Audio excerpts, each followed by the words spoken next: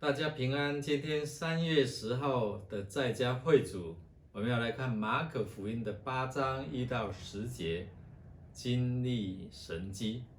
我们先来看今天的金句8章的第6节，我们一起来念来。耶稣吩咐群众坐在地上，然后拿起那7个饼，感谢上帝，擘开，递给门徒，门徒就分给大家。经文主要是我们对主耶稣基督该有的认识他是我们生命当中的供应者。经文运用，我们来看耶稣喂饱4000人的神迹。之前我们看耶稣喂饱5000人，那这个神迹只记录在马太跟马可。这个神迹是耶稣主动说起，有别于喂养5000人的神迹是由门徒来说起的。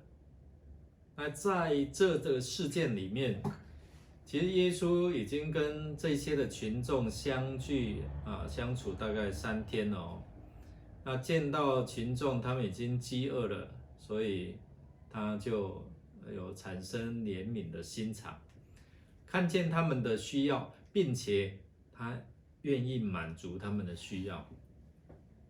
那当耶稣他主动说，我若打发他们饿着回家，他们必定在路上会困倦，因为其中有从远处来的。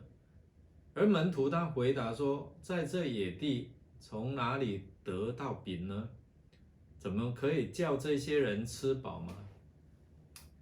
那看来门徒对耶稣的认识实在很不清楚，因为他们已经经历过一次耶稣使5000人吃饱的神迹。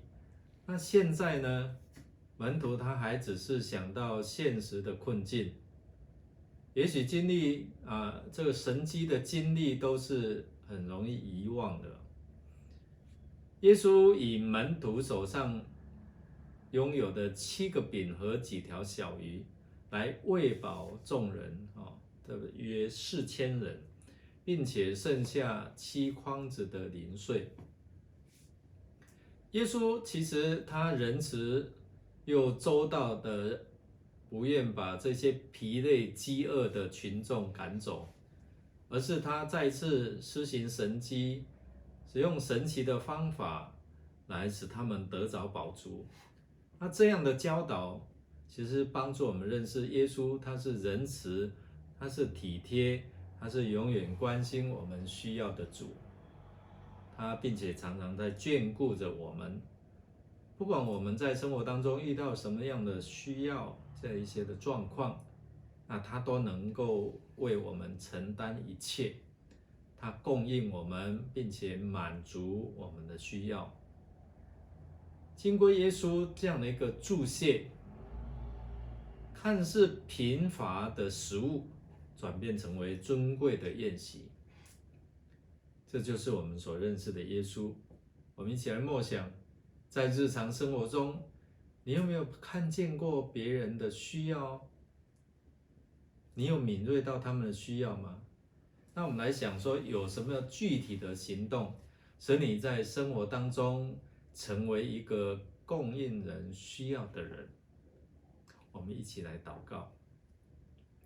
天父上帝，谢谢你借着这段经文让我们看见，主耶稣你是那怜悯体贴，并且看见我们需要的主。